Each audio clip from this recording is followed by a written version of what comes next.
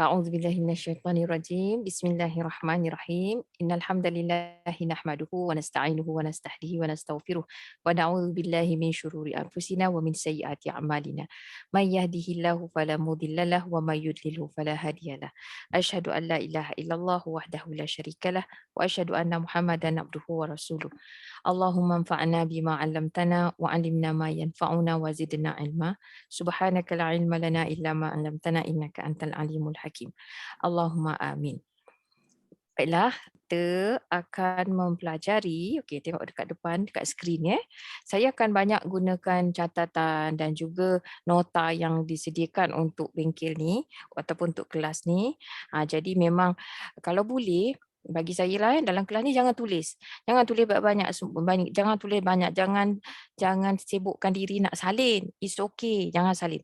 Try to understand. Kita akan belajar tentang saya mula-mula sekali saya beritahu tentang asas lah ataupun bukan asas, sukatannya. Apa yang kita akan belajar sepanjang tempoh kursus ni ataupun kaedah kelas ni berjalan.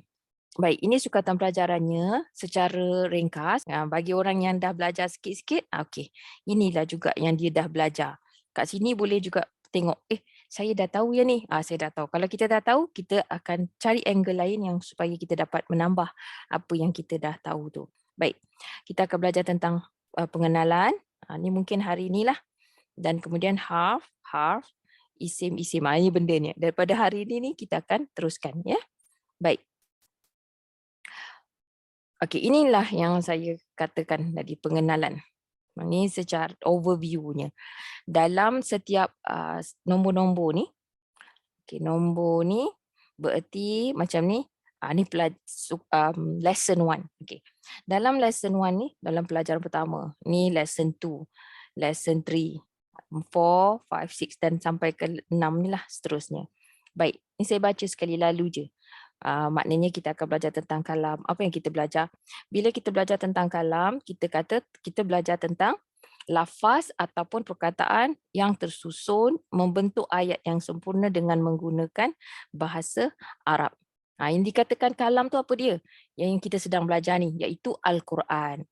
Dia mestilah kita kata kalam tu senang je cerita dia. Kita sebab belajar Quran, kita belajar bahasa Arab untuk faham Quran, itulah dia kalam. Kalam yang sempurna. Ya? Maknanya kalau saya nak highlight ni, kalam ni. Kalau benda tu bukan, kalau untuk komunikasi tu, kita komunikasi kan, macam kita boleh cakap campur, kita boleh bahasa tu, itu bukan kalam lah, dia bukan kalam yang sempurna. Kadang-kadang bahasa komunikasi ni tak sama dengan bahasa Quran. Jadi kita selalu fokuskan dan ingatkan diri kita bahawa kita sedang belajar kalam, iaitu Al-Quran, bahasa Arab untuk memahami Al-Quran. Baik, nombor 2 kita akan bagikan, kita akan belajar mengenai pembahagian kalimah.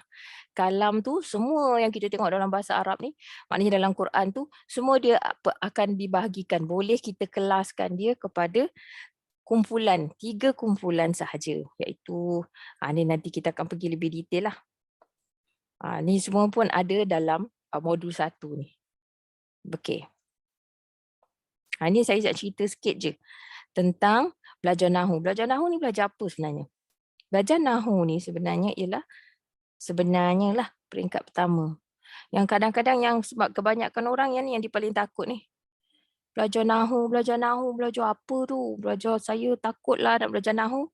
Dia kata, belajar Nahu ni sebenarnya kita belajar apa? Kalau kau tengok kat sini, belajar menentukan perubahan baris akhir pada kalimah. Jadi sebenarnya secara ringkasnya belajar apa? Kalau belajar Nahu, menentukan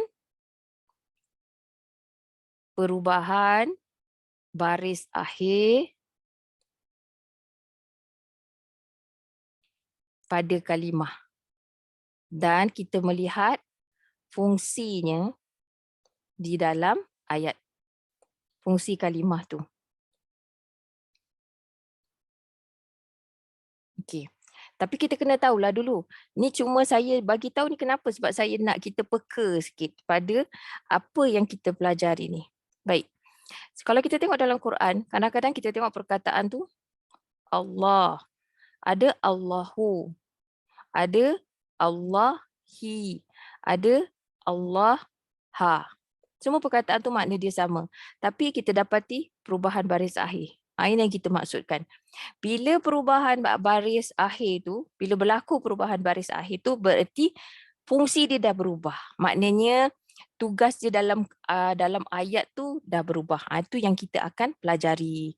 Jadi dekat situlah kena kita ni beri perhatian. Jadi jangan takut sangat-sangat. Kalau saya ada introduce satu term. Contohnya, nama perkataan ni, i'rab. I'rab tu ialah kedudukan. Kalau dia berubah ni, maknanya kedudukan dia dah berubah. Kalau dia jadi kasrah ni, maknanya dia kedudukan dia pun berubah. Kalau fathah ni, kedudukan dia berubah. Jadi perubahan-perubahan yang saya sebut tadi ni ada nama dia. Okey.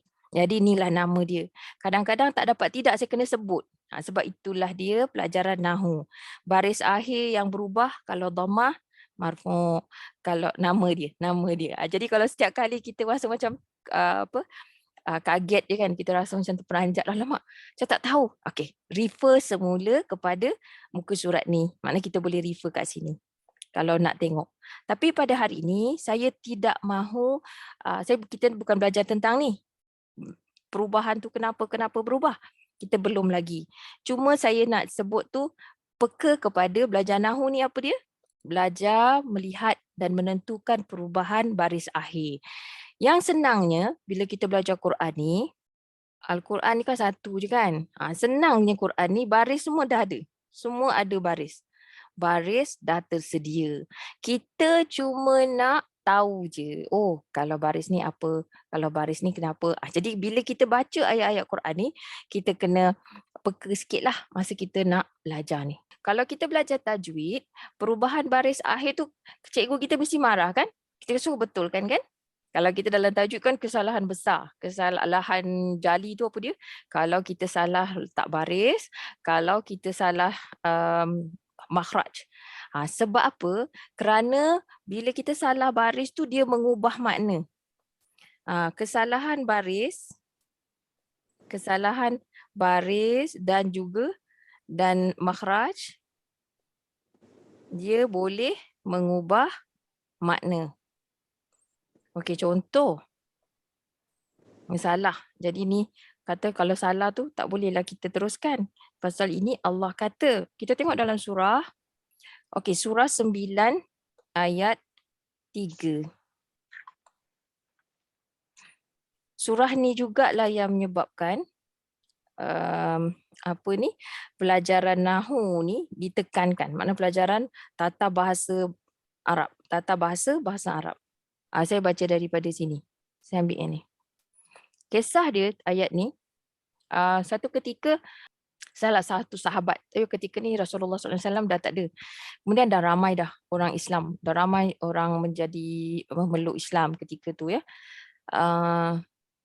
Kemudian dia mendengar ada orang membaca Al-Quran, baca dalam solat. Imam tu baca dalam solat. Jadi dia baca ayat ni, surah 9 ni. Annallaha bari'um minal musyrikina wa rasuluh. Jadi kalau kat sini kita tengok baris dia apa? Sini baris bahawasanya Allah adalah yang berlepas diri daripada orang-orang musyrikin dekat sini dan rasulnya.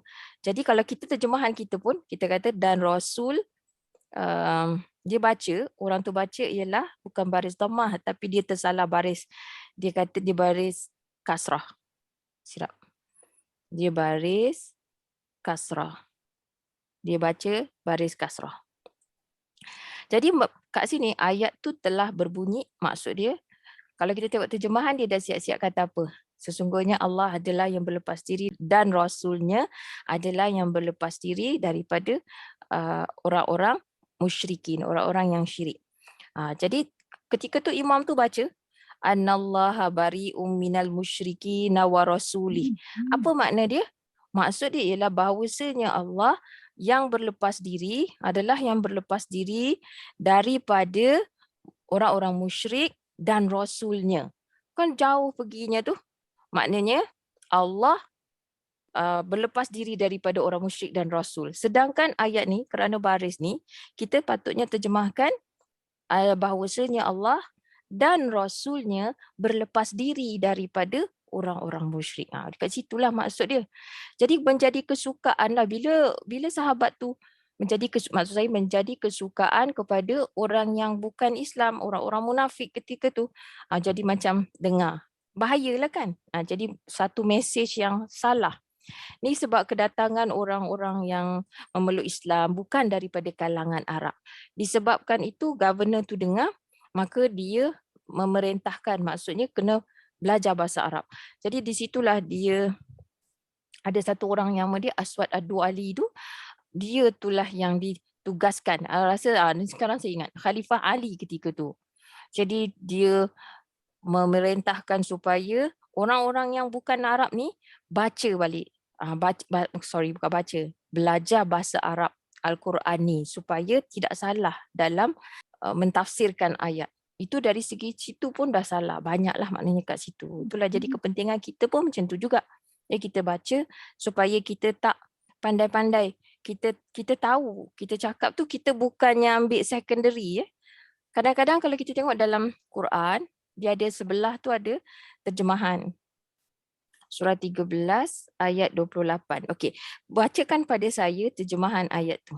Ini tentang perubahan baris akhir. 13 ayat 28. Makna dia iaitu orang-orang yang beriman dan hati mereka menjadi tenang, tenteram dengan mengingati Allah. Ingatlah, hanya dengan mengingati Allah, hati menjadi tenang, tenteram. Okey. Yang kat sini kalau kita tengok terjemahan yang bebas tu, bukan kata salah totally, tapi dia kurang tepat. Kenapa dia kurang tepat? Sebab dia terjemahkan perkataan ni dia kata bizikrillah, zikrillah. Zikrillah ni ataupun zikrullah, ini kat sini zikrillah lah. Kenapa dia zikri, kenapa dia bukan zikru? Itu kita akan belajarkan dia kan. Tapi terjemahan dia, dari segi terjemahan, dia kata mengingati Allah. Sedangkan kalau kita dah belajar, kita tak boleh terjemahkan perkataan ni sebagai mengingati.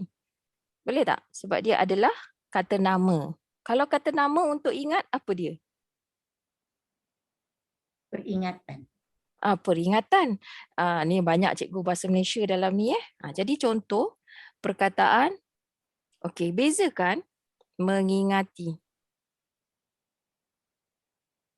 Mengingati dengan peringatan. Jadi kita bezakan perkataan ni. Mengingati ni, satu, dia adalah kata kerja. Yang ini pula kata nama. Kalau kita letak mengingati Allah, kita kata mengingati Allah. Apa perbuatan ni? Kita boleh nampak tak perbuatan ni? Ya. Boleh? Kita boleh nampak tak perbuatan ni? Boleh. Boleh? Banyak orang tu yang ingat Allah. Orang tu ingat Allah, tapi kita boleh nampak tak perbuatan tu? Pada orang lain ke? Pada kita ke? Pada kita pun kita boleh nampak tak? Tak nampak. Tak nampak. Macam mana kita boleh nampak? Benda tu abstrak. Kita dekat dalam kepala kita ingat. Contoh kalau kita ingat, saya ingat tempat makan tu sedap lah. Can people see apa yang kita ingat tu? Apa yang kita sedang ingat tu? Tak boleh. Tak boleh kan? Tapi kalau kita kata peringatan. Kita senang, saya selalu suka buat analogi ni. Mungkin ada antara sahabat-sahabat saya ni yang dah dengar banyak kali. Peringatan dari Allah dengan mengingati Allah.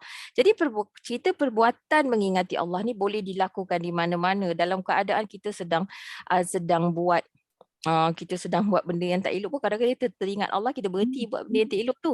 Jadi kita ingat ataupun kita ingat je lah, saya ingatlah tempat tu, saya ingat jalan raya tu. Kat jalan tu lah, kat situ ada longkang. Anak saya jatuh. Kita ingat tempat tu macam tu.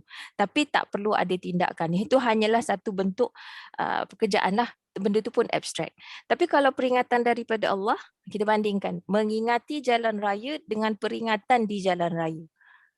Benda tu dah jadi lebih konkret. Betul tak? Ya. Mengingati jalan raya. Cuba kita bayangkan.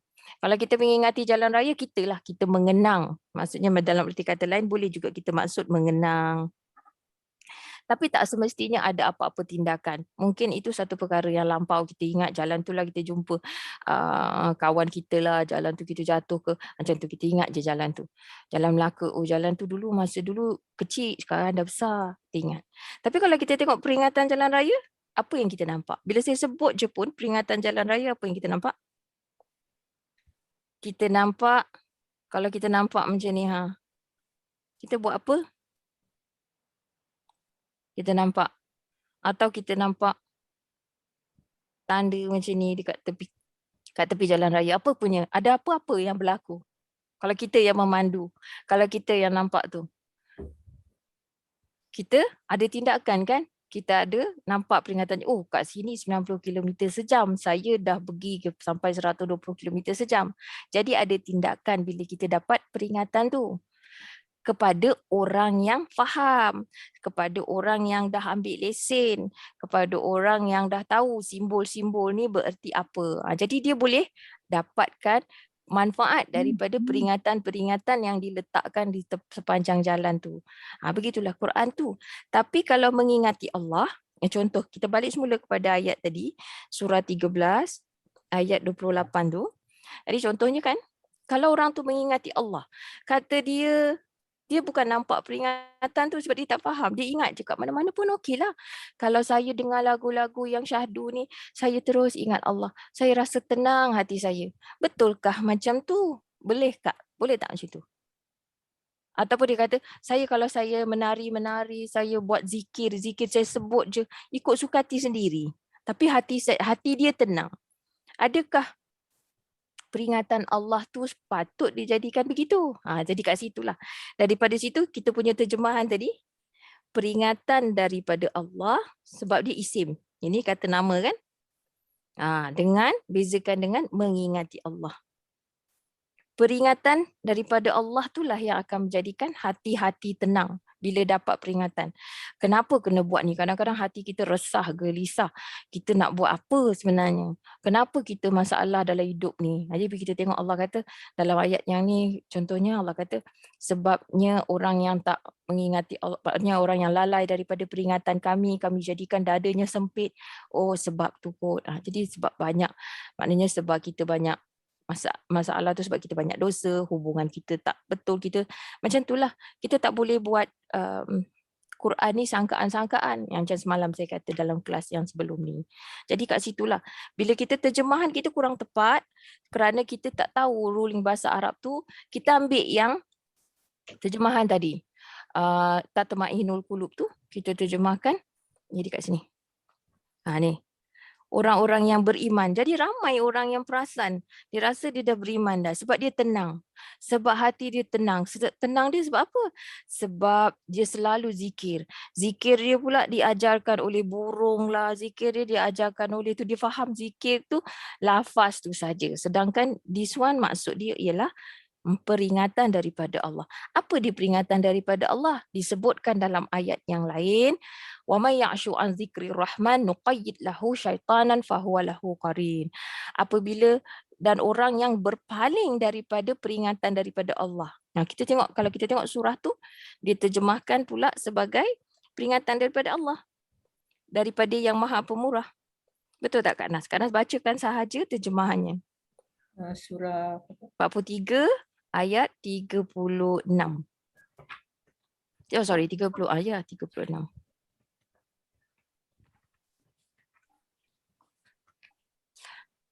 Kalau kita dah boleh terjemah, kita kata kita tahulah ni.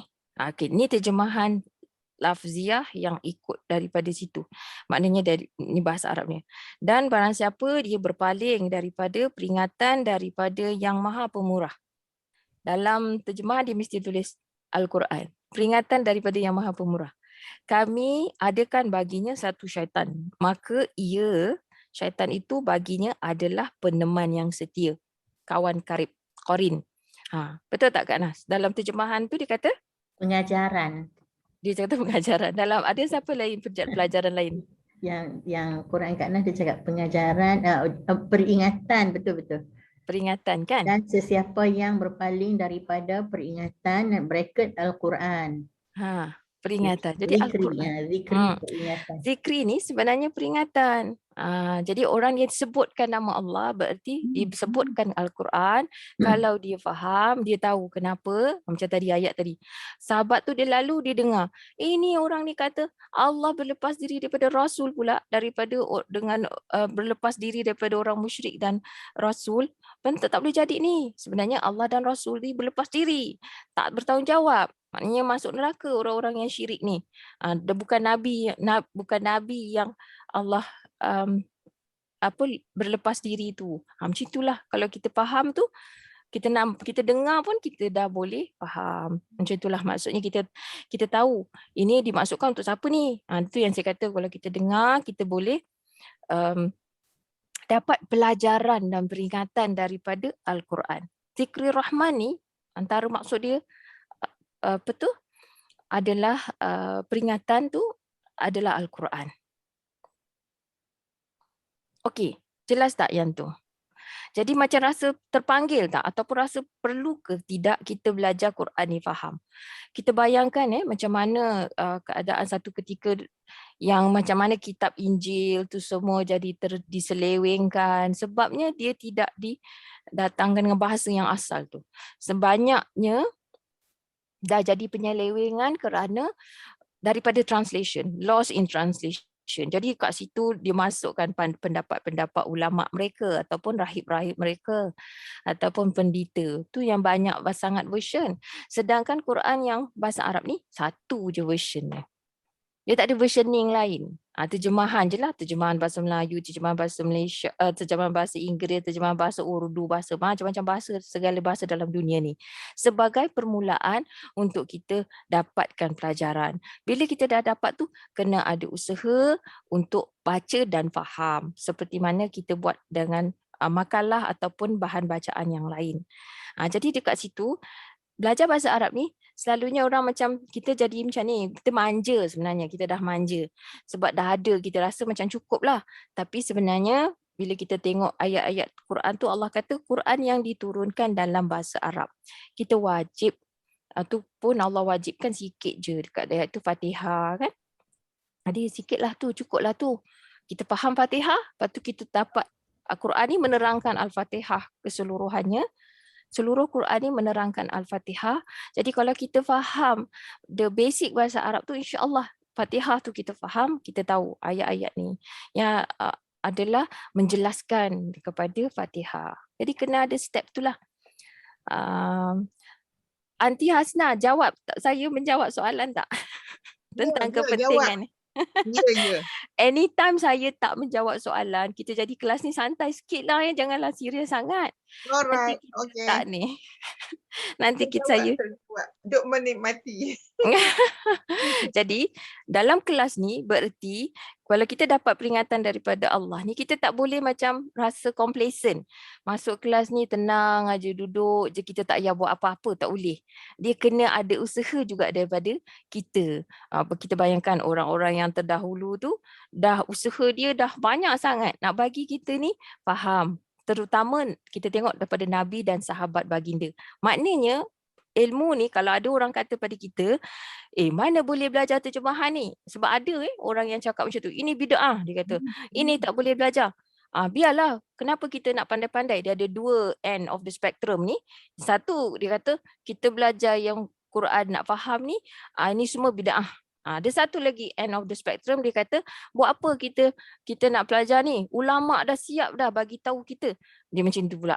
Jadi dua end of the spectrum. Kita nak jadi orang yang benar. Kita tak nak jadi orang yang ikut membuta tuli. Jadi kita harus ada ilmu alat ni. Bukan harus ni, wajib kita ada ilmu alat bahasa Arab ni untuk kita faham dulu. Bila kita tak faham, baru kita tengok tafsir daripada sahabat, tafsir daripada macam mana Nabi dan sahabat baginda melaksanakan satu-satu ayat. Tapi Allah dah kata, dalam ayat muhkamat tu banyak, ayat-ayat hukum yang jelas tu banyak. Yang tak banyak tu ayat mutasyabihat. Jadi kita ni kalau kita dapat yang basic tu pun kita belajar modul 1, modul 2, modul 3 untuk dapat pengajaran bagi diri kita tu dah ada, dah senang dah. Sebenarnya dah boleh dapat. Takkanlah kita baca Fatihah tu kan tiap-tiap tahun. Berapa kali dalam setahun kita baca? Dalam setahun. Seumur hidup kita ni kita start sejak kita start solat sampailah kita dah berapa kali baca. Takkanlah kita tak dapat lagi. What is wrong with us kan? Macam itulah dalam arti kata lain. Allah tak tanya kita. Nanti kita takutlah. Lagi satu yang jangan bimbanglah. Kita kan tadi saya kata apa nak ambil pelajaran kan? Kita nak ambil pelajaran daripada ayat ni. Jadi kita ada tadi saya cakap pasal ayat tu surah 3 ayat 7. Ayat yang pokok tu ayat muhkamat.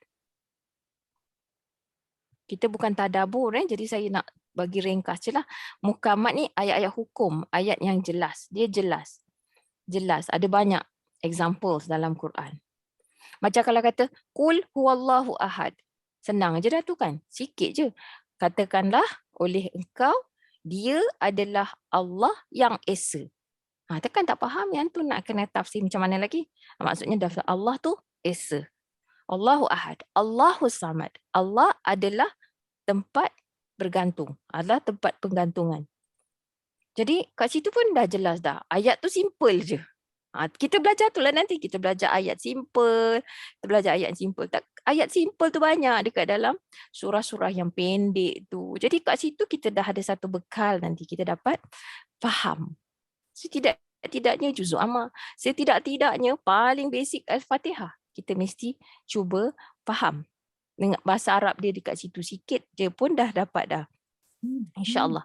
Dengan syarat tak boleh macam kita ni macam dengar ceramah. Kelas ni kena ada tindak balas, kena ada reaction, kena ada interaction. Ya? Jadi ayat muhkamat tu banyak. Yang tak banyak tu ayat mutasyabihat. Ni kita tak payah nak tafsir. Kalau kita tak faham, kita nak belajar ni untuk belajar yang sikit ni kita buat sikit. Kita belajar sikit, kita buat sikit. InsyaAllah saya cuba berikan bimbingan yang antum perlukan, yang kita semua perlukan untuk kita dapatkan asas kepada ilmu alat ni. Ayat sama ni tak banyak. Jangan kita nak cari takwil tu, itu memang tak sudah-sudah. Lagi satu usul, untuk tadi saya kata apa, pelajaran kan, peringatan. Dalam usul tafsir, usul lah kalau kita nak kata, kalau takutlah tadi ustazah ada orang kata ni belajar terjemahan ni bid'ah, ada orang kata pula nanti kita ni pandai-pandai nak macam ulama. Ada satu kaedah usul tafsir. Dalam semalam kita cakap usul menentukan fatwa kan, ataupun hukum kan, suatu perkara wajib ke tidak. Ini usul tafsir disebutkan al-ibratu bi'umumil lafzi.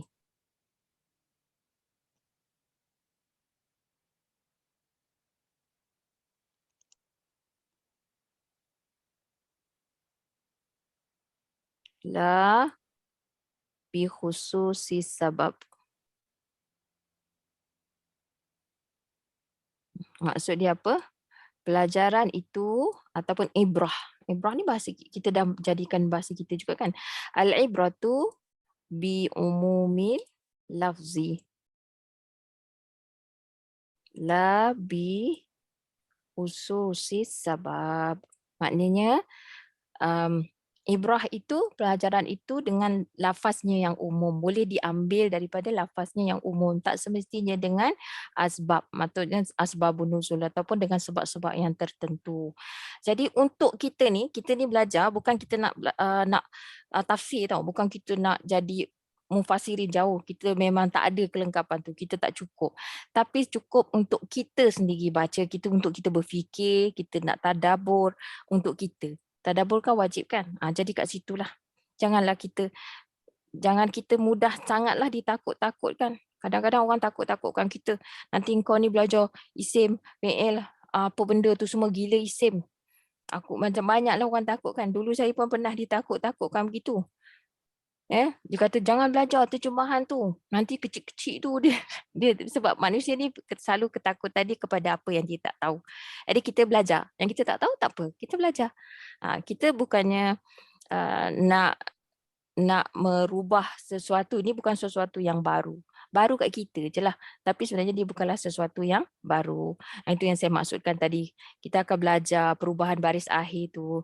Jadi janganlah marah cikgu tajwid kita kalau dibetulkan kita punya baris tu panjang pendeknya ada sebab. Jadi bila kita dah belajar tu, kita pun tahu macam kat mana kita nak. Kita boleh jadi cikgu lah lepas tu. Tu je. Aim dia boleh jadi cikgu. InsyaAllah. Baik. Okey, ada soalan setakat ni? Kalau tidak, kalau tak ada soalan. Ada soalan dari Puan Suhana Sulong. Aha. Soalannya baris pada akhir ayat ke akhir kalimah? Kalimah. Tu kita nak masuk lah ni. Saya cakap pada ayat ke? Tak. Baris pada kalimah. Baris pada kalimah. Maknanya macam ayat tu satu ayat, kalimah tu hari ni kita akan belajar lah. Okey, dah dengar perkataan kalimah. Kalimah terbahagi kepada 3. Ni pecahan kalimah ni. Kalimah terbahagi kepada 3. Hari ni kan mata saya ni macam tak berapa clear je. Macam tak berapa nampak. Siapa dah. Anyway, don't worry about it. InsyaAllah. Kalau ada macam, tapi you all tengok skrin saya clear je kan? Clear kan? Nampak? Ke kecil menau? Kecil tu. Kecil sikit lah. Yang sebelah kanan ni kecil Ya. Okey, yang belah kiri ni okey? Kiri okey. Okey, saya buka semualah. Kalau macam tu. Okey, jadi kita dah sebut tadi kalam, kalimah. Kok mana pun kita belajar, kita akan jumpa ni. Kalimah dibahagikan kepada 3 kumpulan. Semua yang kita nampak dalam Quran tadi tu, contohnya perkataan-perkataan dalam Quran ni kan. Ni dalam Quran ni. Ni semua perkataan ni. Ni semua ni disebut kalam lah ni. Sebab dia tak ada campur-campur. Tak ada bahasa lain, tak ada apa pun. Semua terdiri daripada huruf hijaiyah. Kalau disebut kalam tu, yang tadi ni. Jadi ni semua ni, kalam ni, perkataan ni, kalimah. Kalimat. Ni semua perkataan. Kata. Jadi kata-kata ni semua, perkataan ni semua boleh dibagikan kepada 3 kumpulan. Mana saya punya nota tadi? Astaghfirullahaladzim. Ni ke? Kan? Ni. Jadi boleh dibagikan kepada 3 kumpulan, iaitu kumpulan harf, isim dan fi'il. Cuba sebut dengan saya. Harf. Tersembunyi sikit. Naik atas sikit. Sebab saya tak nak tengok yang bawah tu dulu. Okey, sat. Saya buat macam ni. Tambah lagi satu. Baik. Okey. Okey, kalimah, pecahan kalimah kita boleh bagikan kepada 3. Ni siapa yang dah tahu, just play along lah. Siapa yang belum tahu, boleh sebut ya. Okey, yang pertama ialah harf. Jangan salin, nota tu ada harf. Sebut bahasa Arab, harf lah eja dia. Harf. Kedua, kita ada isim. Sebut sama dengan saya. Kalau tak buka mic pun tak apa, tapi maknanya sebut. Kalau kata teacher tak dapat, sebut. Minta tolong bit bagi tahu saya kalau saya tak perasan. Kemudian fi'il. Betul, sebut. Fi'il. Kalau dia punya baris sebenarnya fi'lun lah, tapi kita nak cakap Melayu tu kita kata je lah terus kata fi'il lah. Kan kita cakap orang Melayu kan kita kata apa? Kita kata fi'il apa lah dia ni. Macam tu lah, fi'il kan. Maksud daripada perkataan ni lah. Okey, baik. Harf, isim, fi'il. Perhatikan warna yang saya gunakan. Harf, warna hijau. Dalam Mushaf Mubayyinah ni, kita buat harf tu warna hijau. Jadi kalau nampak je warna hijau, maknanya dia harf lah tu. Kalau nampak warna hitam, maknanya isim lah tu. Kalau nampak warna merah, bererti fi'il. Apa ada dengan 3 kumpulan ni? Ada 3 kumpulan, harf, isim, fi'il. Jadi kalau harf, isim, fi'il, okey, ini pun ada juga. Hijau, fi'il. Hitam, isim. Merah, fi'il. Okey, apa dia harf? Okey, kita baca sikit kat sini. Harf ialah kata tugas ataupun kata sendi. Harf adalah kata tugas atau kata sendi. Ni harf. Kita ambil layer by layer Jangan don't worry lah. Tapi satu-satu nanti kita akan tengok. Ini sebagai overview dia. Ya. Kemudian isim pula kata nama. Simply put, isim kata nama. Merah, fi'il adalah kata kerja. Semua daripada kita ni orang Melayu kan. Bila kata-kata kerja tahu kan. Nisrin tahu tak Nisrin? Sebut kata kerja. Kalau tak tahu bahasa Melayu pun tak apa. Just nanti dengar. Maksud kadang kita tahu bercakap Melayu tapi kita tak tahu term-term yang digunakan tu dalam bahasa kita. Jadi kat sini belajarlah dapat 2 sekali. Kan? Okey, apa dia harf ni? Harf ni apa dia? Adalah kata tugas ataupun kata sendi. Apa dia punya ciri-ciri harf? Dia perlukan kata nama ataupun kata kerja untuk berfungsi. Faham? Boleh tak? Maknanya dia ni macam kalau bahasa Inggeris kita kata particle atau kalau bahasa Melayu tu kata sendi, kata yang menghubungkan. Dia tak boleh berdiri sendiri. Tapi dia pun rupa dia macam tu je. Jadi dia tak boleh nak kita tak boleh dia tak boleh berdiri sendiri melainkan apabila digabungkan dengan perkataan lain. Apa perkataan gabungan tu? Sama ada digabungkan dengan isim ataupun digabungkan dengan fi'il. Kalau tidak, harf tu tak ada makna. Contoh perkataan apa? Jadi macam kalau kita ni bahasa Melayu, kalau bahasa Arab yang biasa kita dengar min, macam tu, min, daripada. Macam dia tak sempurna lah. Dia kena campur dengan perkataan lain. Kalau orang tanya kita, nak pergi mana? Kita jawab ke. Kita kata macam tu. Tak kenalah. Kenalah tambah nak ke mana. Orang tanya nak ke mana? Kita jawab ke je. Salah lah. Bukan salah. Maknanya dia tu termasuk harf lah ke tu. Sebab apa? Dia tak dia memberikan maksud yang sempurna melainkan apabila digabungkan dengan perkataan lain. Oh, nak ke pasar. Dah ada isim kata nama. Pasar. Baru betul. Macam itulah. Buat apa? Kita jawab apa? Tak ada apa. Kita jawab pasti. Macam tu tiba-tiba. Cakap, buat apa tu? Pasti. Apa pasti apa? Pastilah jadi ke macam itulah. Tak boleh lah. Dia kena gabungkan dengan kata kerja. Baik. Ni semua ni kita akan belajar ni. Okey, hari ni kita terus pergi kepada, saya akan ceritakan dia punya overview macam saya kata tadi. Harf, ni fungsi dia. Isim pula, setiap kata, perkataan-perkataan dalam Al-Quran yang memberi makna tetapi dia tidak terikat dengan masa. Ini dia punya kata kunci lah. Dia tak terikat dengan masa. Macam mana mushaf ni kita buat mudah? So you all tengok pada color. Yang mana isim tu? Contohnya warna Hitam. Contoh warna hitam. Tengok ayat-ayat dekat sini. Contohnya. Jadi kita dah nampak dah. Ini nak mudahkan lah. Jadi kalau ni, ni harf.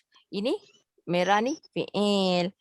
Ni harf lagi. Ini Allahu isim, kata nama. Jadi kata-kata yang warna hitam ni semua dia tidak terikat kepada masa. Apa tugas dia? Dia kalau kata isim pula dia menamakan. Dia menamakan ataupun kata nama am dan juga kata nama khas untuk manusia. Contoh Maryam, Nabi-Nabi. Ni semua saya bagi contoh dalam bahasa Melayu dulu. Supaya kita get an idea, kita faham konsep. Very important, kelas yang pertama ni, dalam ni kita faham konsep. Apa dia konsep dia? Kita nak belajar bahasa Arab ni.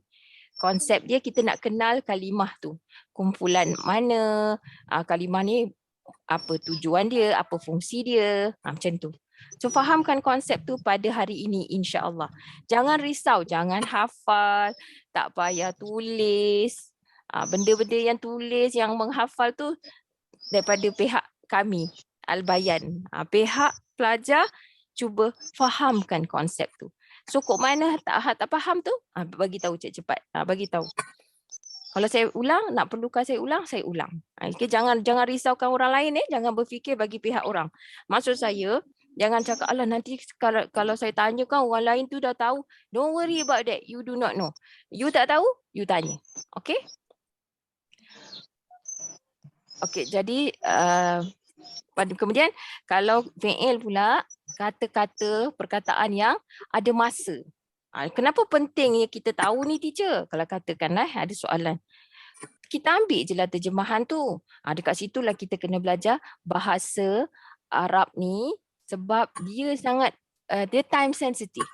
Tak sama dengan bahasa kita. Bahasa kita tak time sensitive. Kita tak ada perubahan perkataan nak menunjukkan benda tu benda lampau. Macam bahasa Inggeris ada. Dia ada past tense, present tense, future tense. Bahasa Melayu tak ada. Macam tak ada penambahan begitulah. Kalau kita nak menunjukkan masa lampau, kita kata telah. Kalau kita nak menunjukkan akan datang, kita kena tambah perkataan lain untuk menunjukkan akan datang.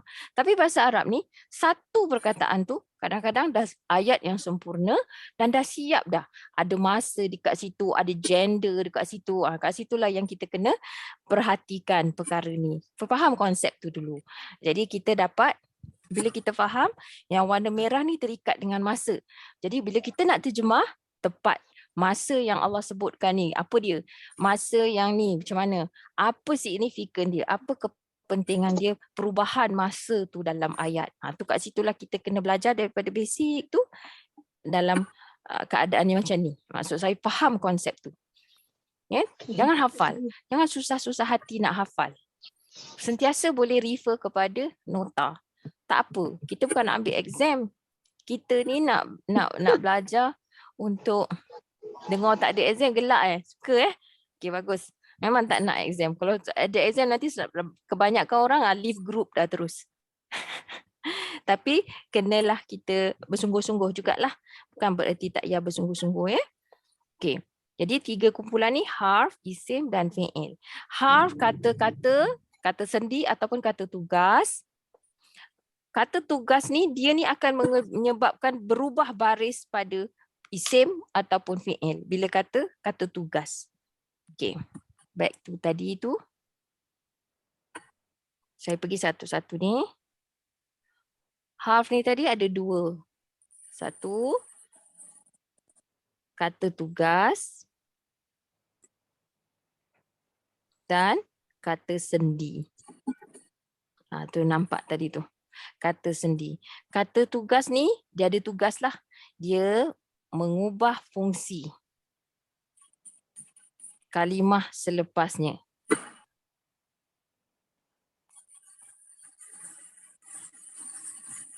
Kalau kata sendi, namanya pun sendi, dia menghubung. Menghubung kaitkan. Menghubung apa? Menghubung idea ke, menghubung ke, memberi, adalah hubungan yang dilakukan di situ. Kata sendi. Kalau isim pula, isim kata nama. Isim ni maknanya kata nama. Kalau saya kata jangan tulis tau. Fokus. Jangan degil. Astaghfirullahaladzim. Main-main berlawak je. Bukan kata degil. Tak apa. Saya faham kadang-kadang kerisauan tu. Macam nak tulis juga. Tapi kalau boleh jangan tulis. It's okay. Nak tulis nanti bila ada rakaman. Kalau tengok balik semula, tu boleh. Macam nak buat catatan pada nota ke apa kan. Tapi dalam kelas ni kalau boleh jangan tulis. Nanti tunduk je jalan. Dah pergi kat tempat lain. Okay, kata nama. Memberi nama. Ya? Ya Kak Nas. Kadang-kadang kalau tak tulis tu mengantuk. Okeylah. Apa-apa yang sesuai dan untuk itulah. Tapi tanyalah kalau okey je kalau nak tanya. Itulah kelas ni jangan bagi kena interact. Kalau tak memang boleh ngantuk. Saya pun faham benda tu. Betul Kak Nas? Tak apa boleh je kalau nak tanya. Teacher nak tanya. Kata sendi tu dalam bahasa Arab dia kata apa? Itulah harfu jar juga. Ada nama dia. Ah, Ada nama-nama dia Ah. beza-beza. Nanti kita belajar. Nanti kita akan Kata- masuk. Okey? Kata tugas tu maksudnya harf tu lah. Harf juga. Okey, kalau kita nampak ni, ni harf ni. Sekejap saya buat kotak dia. Okey, ini semua ni. Okey, kita kembali pada gambar rajah ni tadi. Kalimah semua ni, semua kalimah dalam bahasa Arab tu boleh dibagikan kepada 3 kumpulan. 3 kumpulan kalimah. Maknanya kita pecah-pecahkan dia. Dalam arti kata dia kalau kita penggal 3, dia akan penggal, kita kelaskan dia pada 3 juga. Kita boleh juga katalah ni apa perkara yang saya buat ni word class. Kita tengok ada kelas, berapa kelas ada? 3. 1 harf. Asifah Citan.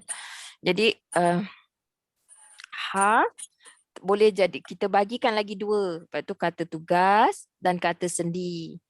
Kemudian ada kalimah seterusnya adalah kelas yang berikutnya isim. Dalam Mushaf Mubayyinah kita warnakan isim semua warna hitam.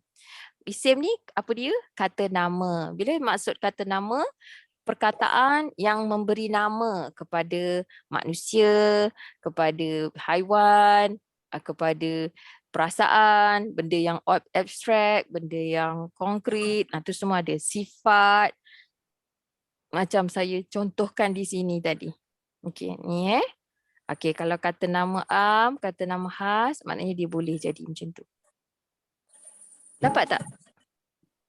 Kalau kata tugas, ni tadi. Mungkin saya ni macam back and forth ni. So, minta maaf kalau sebab saya yang mengkelirukan ni. Jadi kat sini kata tugas menukar baris akhir perkataan selepasnya ataupun kedudukan.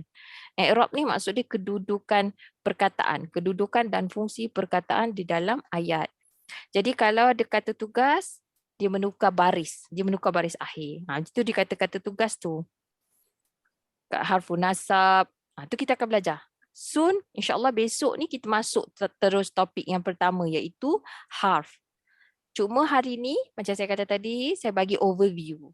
Jadi kalau kita nampak isim ni perkataan yang menamakan manusia, menamakan haiwan, menamakan tumbuhan, menamakan benda, menamakan tempat, masa, konsep, peristiwa, sifat.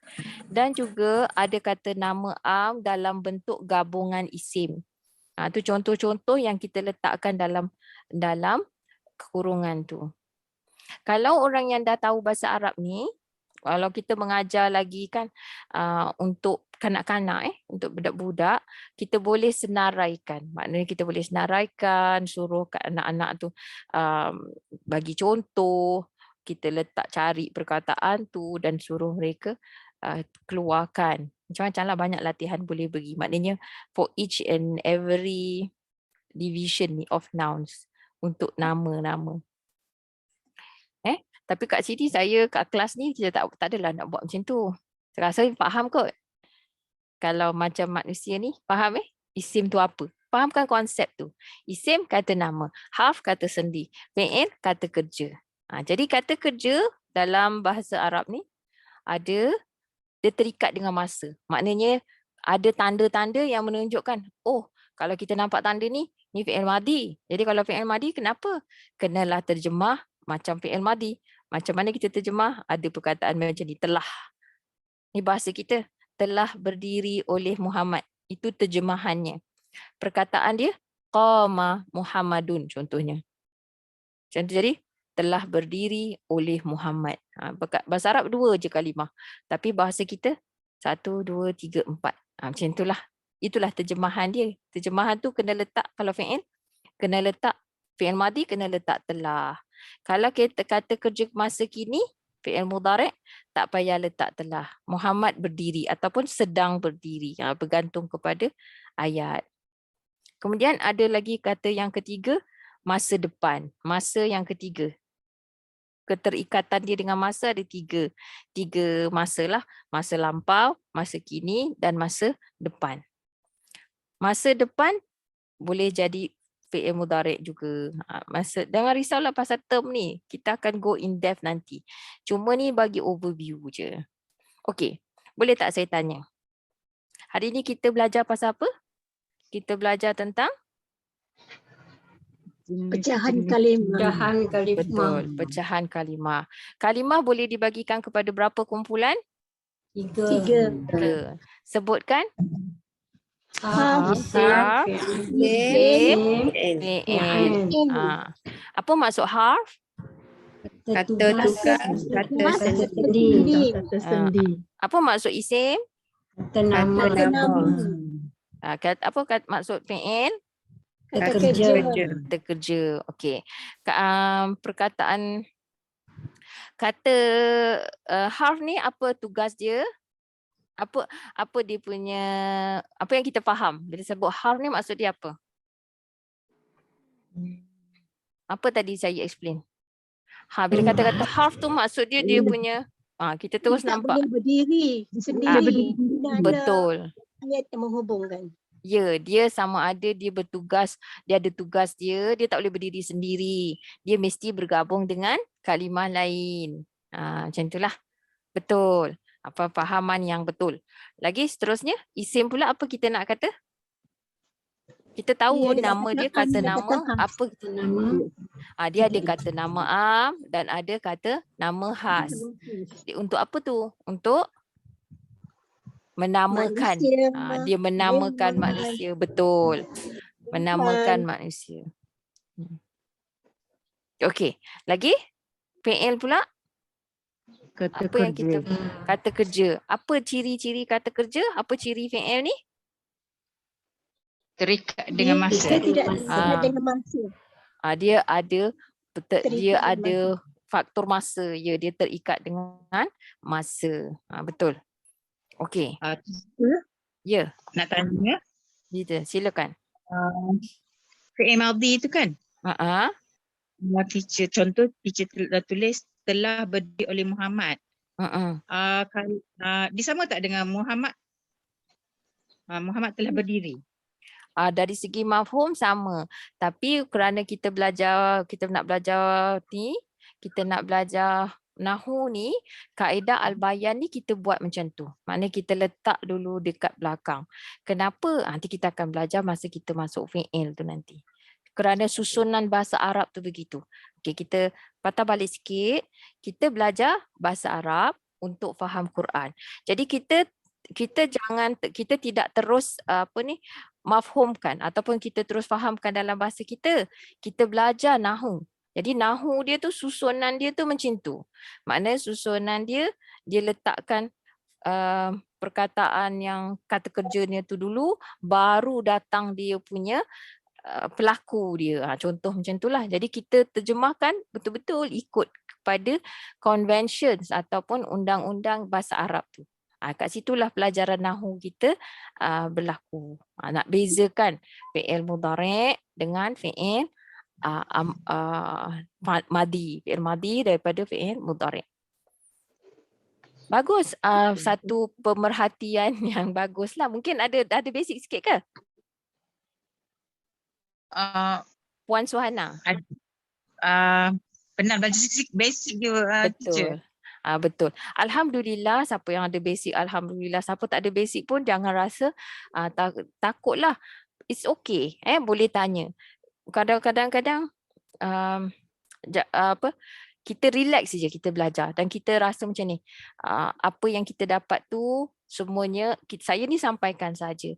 Kefahaman tu pun Allah jugalah yang akan masukkan dalam hati kita. Jadi kita rasa kalau kita dapat hari ni bagi yang kosong tu kan, takkanlah tak dapat apa-apa. Tapi mesti ada. Walaupun tak banyak, sikit. Walau kadang-kadang sebenarnya banyak lagi daripada apa yang kita tahu sebelum ni. Itu satu pemerhatian yang baguslah pertanyaan tu. Nanti kita akan belajar tentang bagaimana menyusun semula ayat tu. Itu dalam modul ketiga. InsyaAllah. Modul 2 pun ada. Modul 1 ni ujung-ujung pun ada. Mana tahu ini kaedah al-bayan ni kan baru. Kita pun baru nak macam mana nak approach tu, nak nampak kat mana mudah dia ke apa ke. Daripada situlah yang saya harapkan feedback tu. Ya. Jadi kalau modul 1 ni pun dah nampak perbezaan tu, Masya Allah. Memang betul lah dia very good lah, very easy lah. Okey, ada soalan lain?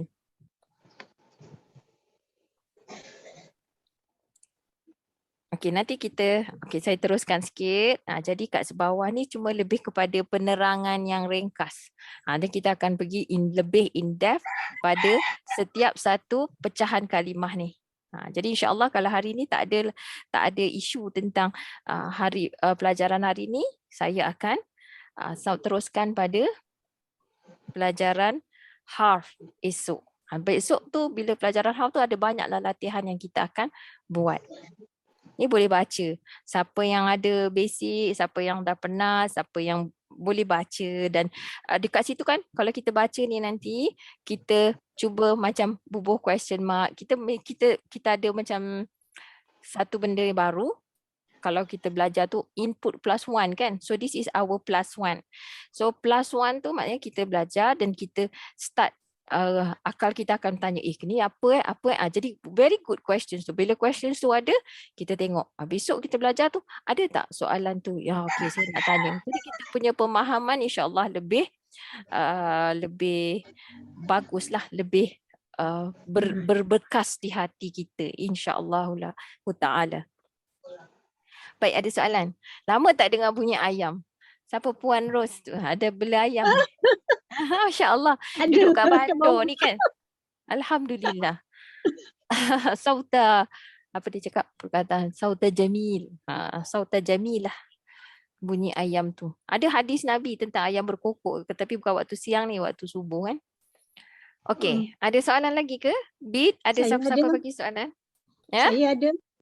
Okey, silakan. Di dalam Terus. isim tu, di bawah tu, dia kata satu tu, i'rab untuk isim adalah jelas dengan baris atau huruf kecuali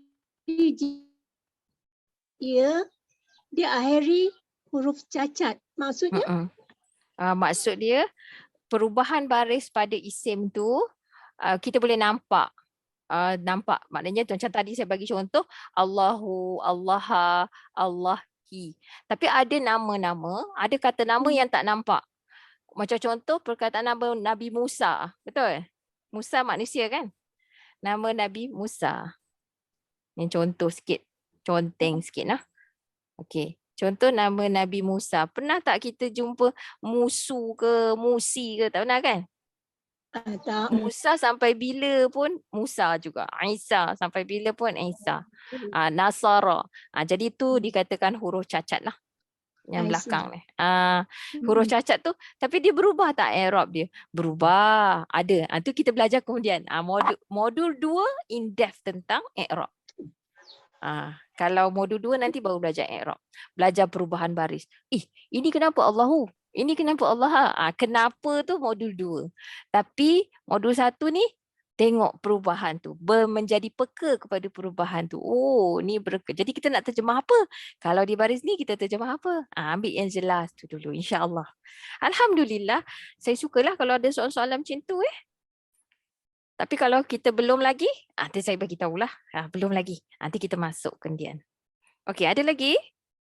Okey, ada apa-apa lagi soalan daripada para peserta? Boleh tanya terus kepada Ustazah Aida. Assalamualaikum Ustazah. Ya. Saya nak tanya, adakah harf tu menjadi permulaan, maknanya kalimah permulaan dalam ayat Al-Quran? Ataupun ada juga di tengah-tengah? Apa dia? Ada apa? Ataupun ada apa? Harf tu, kalimah harf tu, adakah harf tu duduk di depan ayat ataupun di tengah-tengah ayat? Contohnya kita kata dia tu selalunya pendek-pendek kan Ustazah kan? Macam wow tu ada depan, ada tengah. Itu macam mana Ustazah? Nak kenal dia. Boleh. Kita akan kenal tu insya-Allah esok. Kita akan start belajar tentang harf-harf yang begitu. Dia dekat mana, dia dekat ayat. Tu insya-Allah kita belajar. Tentang ayat tu kita sebenarnya nanti kita belajar ni. Sekarang kita baru berapa overview. Kita kat sini. Tak bolehlah hari ni kan? InsyaAllah esok. Okay, keep that question in mind. Jadi Bid pun boleh tolong itu kan. Jadi kalau kata puan apa yang bertanya tadi? Puan Nurul Syahidah ya? Ya, betul. Jadi yang bertanya tadi tu, katakanlah nanti tak dapat datang ke, kalau kita masuk topik tu nanti, boleh perhatikan tu nanti kita kat sini ni. Bila kita belajar ni. Besok, insyaAllah esok. Okey, Ustazah. Sama-sama. Very good question. InsyaAllah. Maknanya mentally prepared dah tu. Okay, jadi saya pun insyaAllah kita akan go through. Bolehlah. Okay, ada lagi? Ada apa-apa lagi soalan? Okay, just to wrap up, Ustazah Aida hari ni dia just nak memperkenalkan kita untuk kita kenal atau kita dapat bezakan. Yang pertama, kalimah dan ayat. Yang tu penting. Kita kena tahu kalimah tu yang mana, ayat tu yang mana. Okey. Kemudian pecahan kalimah terbagi kepada 3. Harf, isim dan fi'il. Kita clearkan ni dulu. Untuk soalan-soalan yang macam kedudukan, harf ataupun nama-nama harf. InsyaAllah Ustazah akan masuk esok. Hari ni kita just nak clearkan basic dulu. Kita faham basic dulu. Macam tu. InsyaAllah kita jumpa untuk kelas yang berikutnya esok pagi. Untuk next lah. Ustazah ada apa-apa lagi ke nak cakap sebelum kita end the class? Okey, satu perkara, macam Bit pun tadi dah ulas, kita ni belum masuk lagi bahagian ayat kita baru bacakan kalimah. Kita cerita pasal kalimah, kita faham konsep, faham bahawa semua dalam Al-Quran tu, kita kan nak belajar tentang bahasa Arab melalui Al-Quran. Jadi kita faham semua kalimah dalam bahasa Arab. Setiap kali kita baca A'udzubillahi minasyaitanirrajim, jadi kita baca tu Bismillahirrahmanirrahim. Itu semua boleh dibahagikan kepada pecahan kalimah ni. Boleh dibahagikan pembahagian kalimah kepada 3 ini, iaitu harf, isim dan fi'il.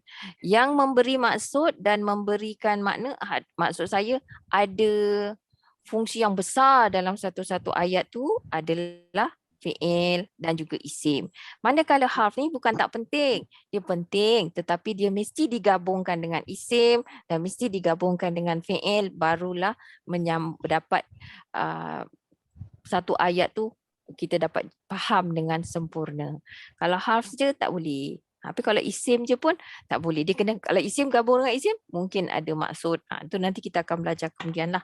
Tapi Ustazah, cuba minta maaf, fahamkan Ustazah. konsep dia tu, ya. Nak tanya, fi'il tu ada kata kerja masa kini dan ada kata kerja masa depan kan? Dia ada fi'il mudari. Fi'il. Kenapa? Sebut dia macam mana? Fi'il. Fi'il mudari dan fi'il mudari masa depan dengan masa kini tu kenapa sama? Oh, sebab itu nanti kita masuk fi'il, kita belajar. Kita ambil satu-satu pecahan kalimah. Alhamdulillah. Jazakillah khairan for the question. Itulah tadi penting kita ni, kita baguslah dah nampak dah tu. Okey, dah nampak soalan nak tanya Tapi kita akan go satu-satu pecahan. InsyaAllah besok kita masuk. Jadi kelas ni bersedialah untuk masuk bahagian harf esok hari. InsyaAllah ta'ala. Okay, terima kasih Ustazah. Sekarang ni cuma saya satu je. Ingatkan warna dia tu. Harf hijau. Untuk hijau ni apa? Harf. Hitam ni apa? Isim. Fi'il tu apa? Merah. Pembahagian dia bila kita masuk bab tu nanti insya-Allah kita dapat. InsyaAllah Baik. Aku lu qauli hadza, astaghfirullahalazim li wa lakum. Subhanaka. Saya terus tasbih kifara ya Bit? Boleh? Subhanakallahumma wa bihamdika asyhadu an la ilaha illa anta astaghfiruka wa atubu ilaik.